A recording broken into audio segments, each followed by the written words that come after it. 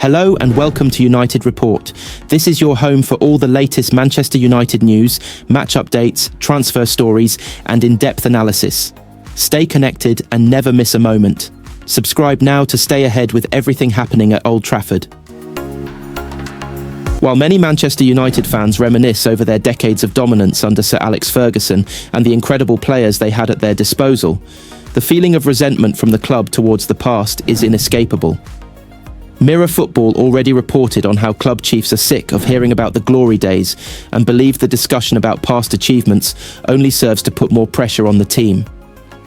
Sir Jim Ratcliffe has already removed Ferguson from his lucrative ambassadorial role he held since retiring from management in 2013, and now United are in uncharted waters. They are battling through a financial minefield while attempting to improve a dismally underperforming team in the process. It's a near impossible juggling act. United have won 5 trophies since Ferguson retired, including 4 domestic cups and the Europa League. The Premier League, a competition the club have won 20 times, looks like a distant dream that could take years to reach, even just to put together a title challenge.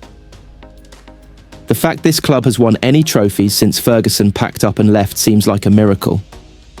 In his last season in 2012-13, he already had a squad that was on the decline. It featured ageing stars like Ryan Giggs, Paul Scholes, and was in desperate need of a shake-up. United's success didn't come by fluke.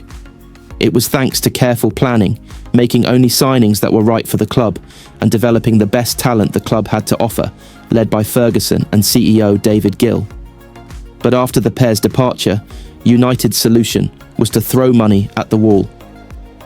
In the next 5 seasons, they spent almost £700 million on transfers, gambling on big names like Angel Di Maria, Paul Pogba, Anthony Martial, Alexis Sanchez, and Romelu Lukaku.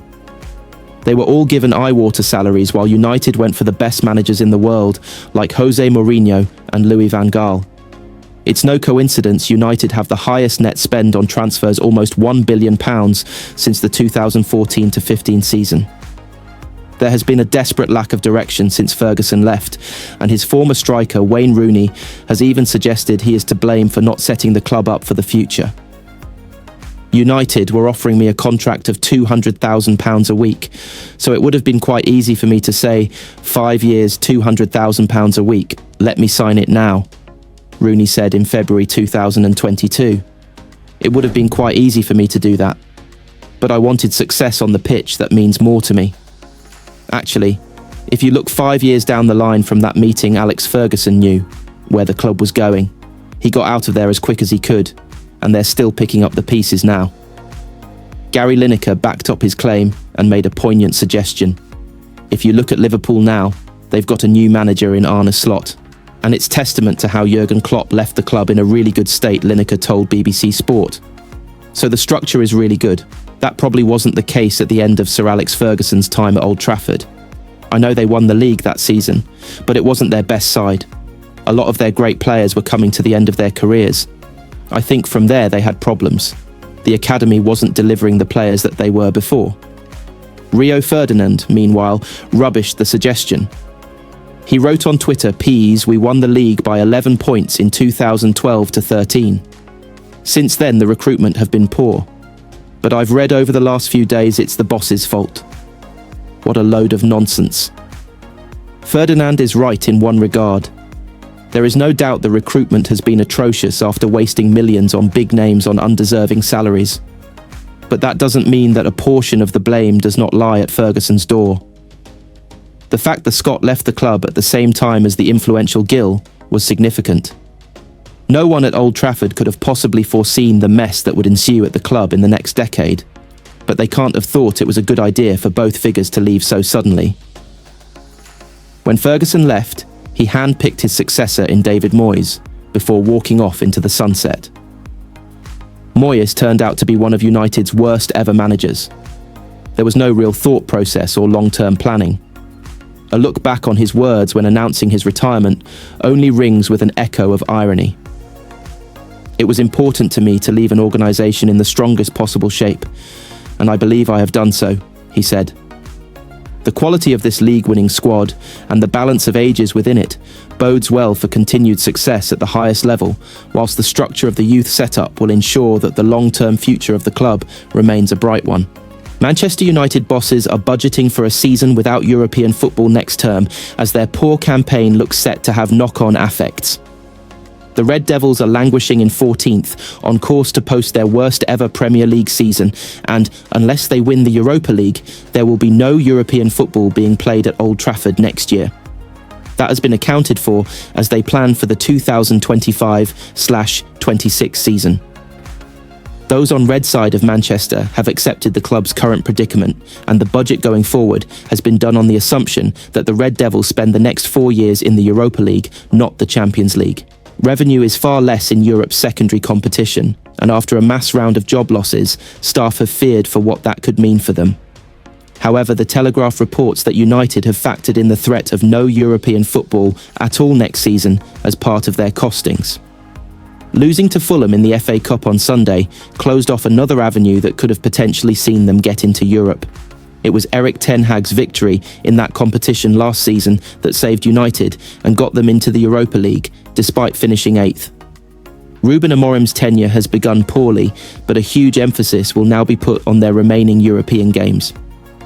United, despite their domestic struggles, have won their last 5 games in the Europa League.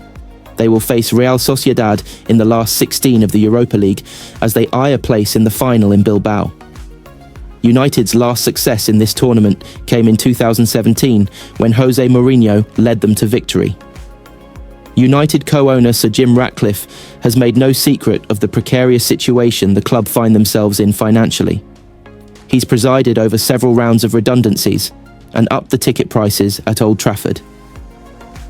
The club's latest accounts showed a net loss of £113.2 million in the year to 30th of June 2024.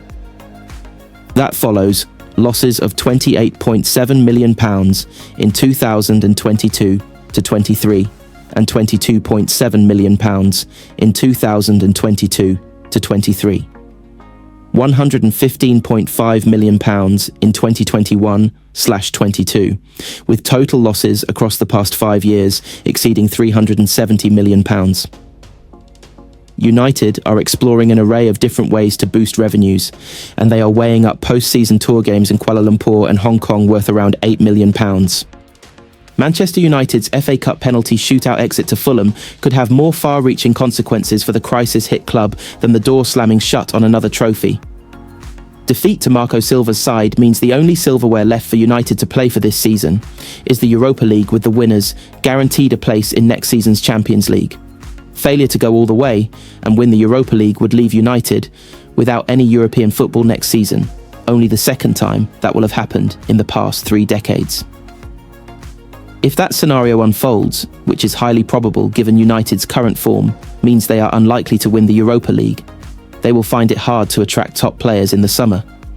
Given United's financial problems, £300 million losses over the past 3 years, they were always going to have to be smarter with their recruitment than they have been in recent times.